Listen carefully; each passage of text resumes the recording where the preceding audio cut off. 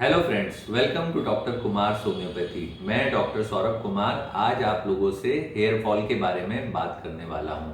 बहुत से मरीज परेशान रहते हैं हेयर फॉल के लिए, चाहे वो महिलाएं हों, पुरुष हों, यंग एज के बच्चे हों, सभी को हेयर फॉल की समस्या कभी ना कभी तो होती ही है। हेयर फॉल आखिर होता क्यों है? जब हमारे शरीर में किसी भी कारण से कमी हो जाए, पोषण पूरी तरीके से ना मिले, कमजोरी आ जाए, तो हमारे नाखून और बाल सबसे पहले हमें ये दर्शाते हैं कि आपके शरीर में किसी प्रकार की कमजोरी या डेफिशिएंसी आ रही है। अब ये डेफिशिएंसी कई प्रकार की हो सकती है जिसके कारण से हेयर फॉल होते हैं। या तो किसी व्यक्ति को किसी बीमारी के कारण, सपोज कि किसी आदमी को टाइफाइड हुआ है, तो टाइफाइड के बाद उसके बाल जरूर झड़ेंगे। अगर उसको जॉन्डिस या पीलिया हुआ है तो पीलिया के बाद भी उसके बाल जरूर झड़ेंगे। ऐसा जरूर होता है क्योंकि दोनों ही बीमारी में लीवर जो है वो डिस्टर्ब हो जाता है, जिसके कारण से हमारे शरीर का जो एसिमिलेशन है वो डिस्टर्ब हो जाता है और हेयर फॉल की समस्या चालू हो जाती है। कई बार तो टाइफाइड के बाद लोगों को एलोपेशिया नाम की बीमारी भी होती है। ये भी एक प्रकार का हेयर फॉल है जिसमें बाल गोल घेरे में जाने लग जाते हैं और वो सतह पूरी तरीके से चिकनी हो जाती है। बाल पूरी तरीके से एक गोल स्पॉट में चले जाते हैं, चाहे वो दाढ़ी के बाल हों या सर के बाल हों, तो उसको हम एलोपेशिया कहेंगे।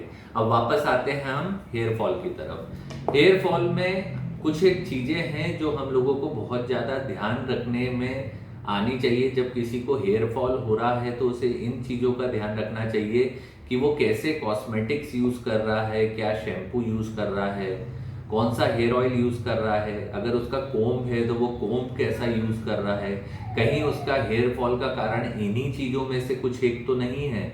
अगर उसको कोई बीमारी है जैसे डायबिटीज, थायराइड, या फिर उसको जीआई डिसऑर्डर हो, या फिर कोई भी ऐसी बीमारी हो, उसके बाद भी हेयर फॉल हो सकता है। तो जब भी हम इसका इलाज करेंगे, इसकी दवाइयों की बात करेंगे, तो हम बीमारी को भी साथ में लेके चलेंगे कि अगर इस बीमारी के कारण हेयर फॉल हो रहा है तो उसकी दवा उस बीमारी के अनुसार बनेगी।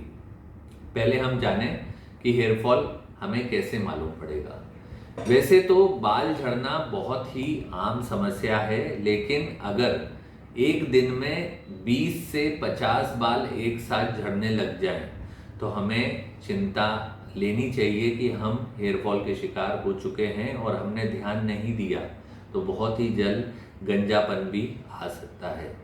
जब हमें हेयर फॉल स्टार्ट हो, बिल्कुल हमें ऐसा लगे कि हमारे बाल झड़ने लग गए हैं, तो हमें कोम अपना चेंज कर लेना चाहिए, अपने कंघे को चेंज कर लेना चाहिए। अगर हम उस समय लकड़ी का कंघा यूज करें जब हेयर फॉल हो रहा है, तो उसी से आपका हेयर फॉल जो है लगभग 50% तक कम हो जाएगा।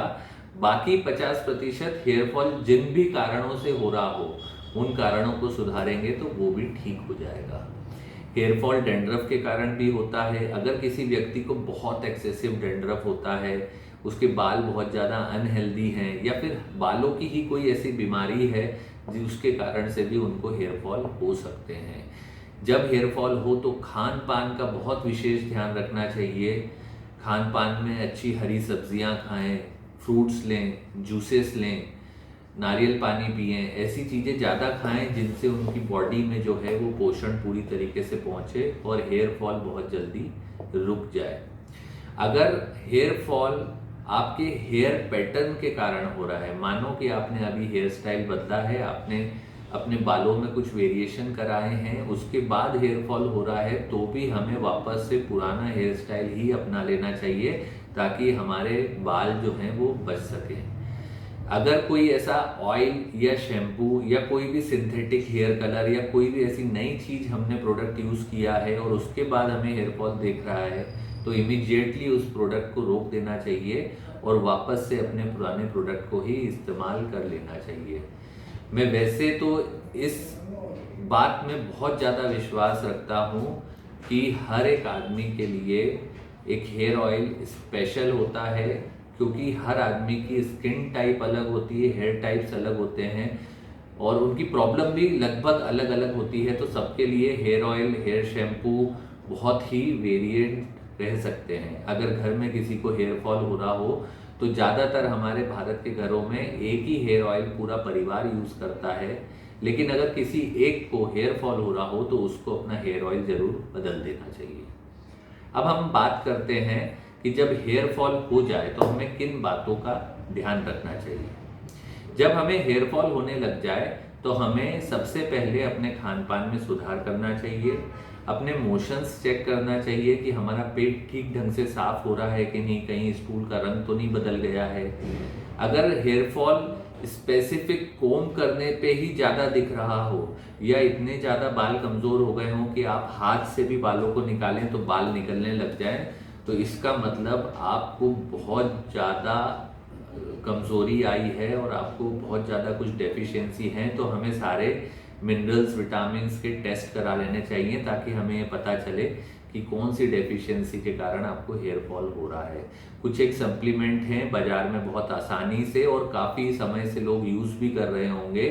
एवियन नाम से विटामिन ई के कैप्सूल आते हैं, कई लोग उसको कुछ कुछ चीज़ों में मिला के बालों में लगाते रहते हैं, लेकिन उसको इंटरनल ही खाना होता है। आप उसको मुंह से ही खाइए और खा के जब वो आपके शरीर में एब्जॉर्ब होगा तो बालों में आपको उसका रिजल्ट दिखेगा।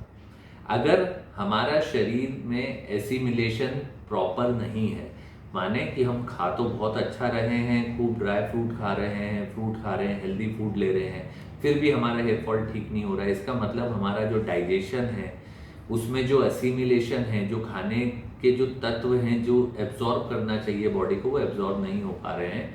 तो हमें कुछ एक ऐसी दवाइयाँ डॉक्टर से कंसल्ट करके लेनी चाहिए जिससे हमारा जो डाइजेशन है, जो एसिमिलेशन है वो प्रॉपर हो सके, जिससे हमारा हेयर फॉल जल्दी से रुक जाए।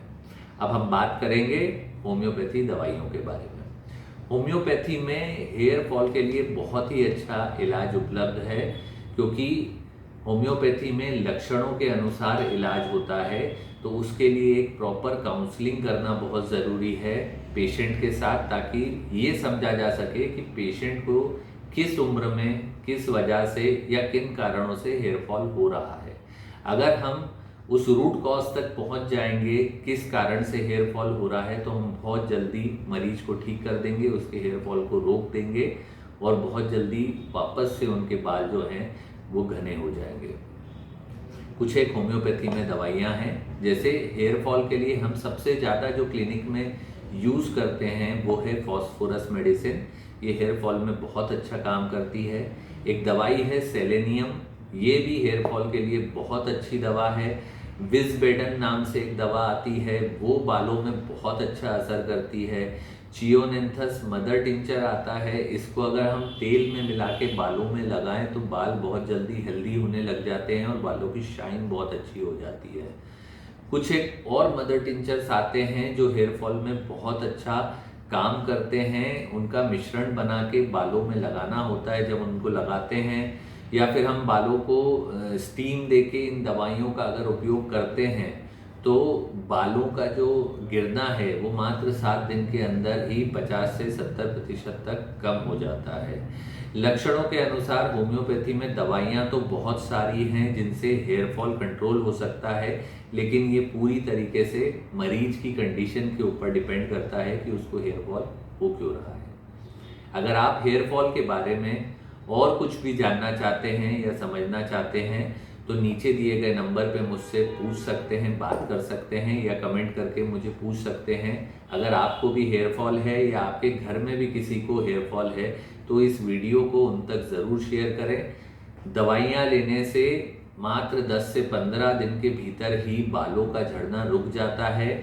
अगर आपके बाल चले भी गए हैं और आपके हार्मोन एक्टिव हैं, आप 35 के अंदर अगर हैं तो बहुत जल्दी नए बाल भी उगाते हैं।